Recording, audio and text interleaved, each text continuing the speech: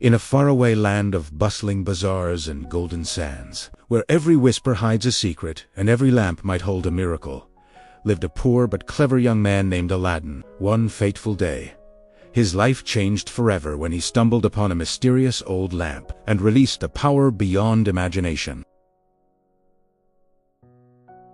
Welcome to Echoes of Time, where timeless tales come alive. If you love magical stories from the past, don't forget to like, subscribe, and rub that bell icon. You never know what magic might appear next. Once upon a time, in a bustling city somewhere in ancient Arabia, lived a kind-hearted and curious boy named Aladdin. He was poor and shared a small, humble house with his mother. Even though they had very little, Aladdin was always full of dreams, imagining a much better and more exciting life. One afternoon, while Aladdin was wandering through the lively marketplace, a mysterious stranger approached him. "I am your long-lost uncle," the man said with a wide but unsettling smile. But this was a lie. He was actually a wicked sorcerer, searching for a very specific, very powerful object. The sorcerer told Aladdin about a secret treasure hidden deep within a cave and asked for his help to retrieve it. Thrilled by the promise of adventure, Aladdin eagerly agreed to go. They traveled far, deep into the mountains, until they reached a spot where the sorcerer moved a giant boulder, revealing the dark entrance to a cave. "Go inside," the sorcerer commanded, "and bring me the old lamp you find. But be warned, do not touch anything else." Aladdin stepped into the cave, and his jaw dropped. He saw mountains of glittering gold coins, sparkling jewels, and countless other treasures. It was more wealth than he had ever imagined, but he remembered the sorcerer's strict warning and carefully walked past it all. Finally, he found it, a dusty, plain-looking lamp sitting on a small table. He grabbed the lamp and made his way back to the entrance. But the sorcerer, seeing the lamp in Aladdin's hand, demanded he pass it up before helping him out of the cave.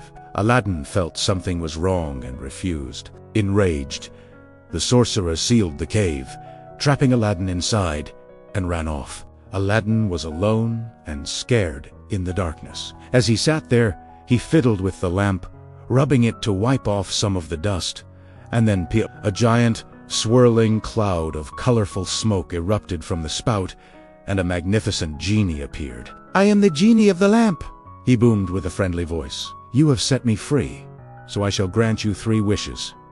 Aladdin's eyes widened in disbelief. Without a second thought, he exclaimed, "I wish to go home." In a brilliant flash of light, he was instantly back in his own house. He excitedly told his mother everything that had happened. They were overjoyed and used the genie's magic to make their lives more comfortable, no longer having to worry about food or money. For his second wish, Aladdin thought of the beautiful Princess Jasmine, whom he had seen from afar. He wished to become a handsome prince so he could have a chance to marry her. Dressed in the finest clothes and riding a magnificent horse, Aladdin visited the palace. The Sultan was very impressed by this Prince Ali, and even Princess Jasmine found herself drawn to his kind heart and bravery, not just his riches. The Sultan agreed that they could marry. But the evil sorcerer hadn't given up. He discovered that Aladdin now possessed the magic lamp.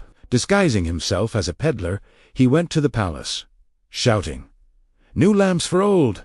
Princess Jasmine, not knowing the old lamp was magical, thought she was doing a good deed and traded it for a shiny new one. The moment the sorcerer had the lamp, he summoned the genie and made a terrible wish to transport the entire palace, along with Princess Jasmine and all its treasures, to a desolate desert, far, far away. When Aladdin returned and saw his home and his beloved princess gone, he was heartbroken. But his despair quickly turned into determination. Using his wits and courage, he set off on a long journey to find them. He bravely managed to track down the sorcerer and, with a clever plan, got the magic lamp back. He rubbed the lamp, and the genie appeared once more.